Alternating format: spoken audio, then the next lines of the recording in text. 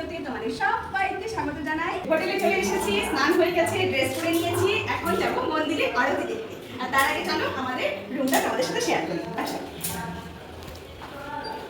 এই হলো আমাদের রুম। এখানে বেড, এটা হলো বাথরুম, এখানে একটা ওয়ার্ড্রব, এখানে টিভি, টেবিল, এখানে একটা আয়না। আর সবচেয়ে আকর্ষণীয় যেটা, যার জন্য আমি এই হোটেলে আসার জন্য মন ছুটে গেছিল, সেটা হলো আসন। এই দেখো, এখন সন্ধ্যা হয়ে গেছে, ঠিক মতো দেখাতে পারছি না। ওই হলো মন্দির, আর এই সামনেই জীবিত কুণ্ড। কালকে দিনের বেলায় ঠিক মতো দেখাবো। স্নান করে জামা কাপড়গুলো এখানে মেলে দিয়েছি। চলো এবার মন্দিরে যাই।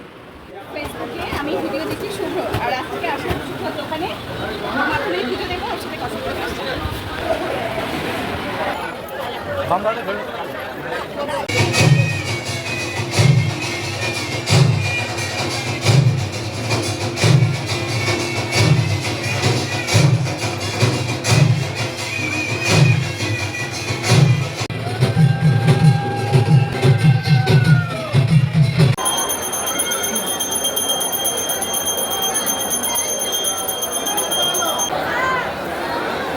আজ সন্ধ্যায় মন্দিরে ভক্তদের লাইন দেখো। সন্ধ্যা আরতি দেখে আসলাম। ও কি সুন্দর দেখতে লাগছে রাজহাঁসগুলোকে, জীবিত কুণ্ড। আর ওই হলো আমাদের হোটেল মায়ের দান। আসলাম মার্চ মাসে চলে এসেছিলাম, তখন এই হোটেলে খেয়েছিলাম। এখানে গোপালকে ভোগ দিয়ে তারপর মানে সবাই খাবে আর কি, কাস্টমারকে দেওয়া। এত শুদ্ধ নিরামিষ, এখানে যে সসটা থাকে সেটাও পর্যন্ত নিরামিষ।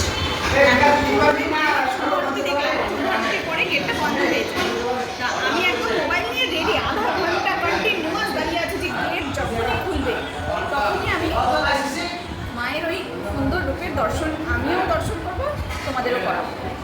মানে আধা ঘন্টা মোবাইল নিয়ে রেডি। আশপাশে একজন বলছে যে বাবা কতক্ষণ মোবাইলটা ধরে আছে, এর হাত ধরে যাবে, কিন্তু আমি একদম ভাবছি যে না, আমি নিবই।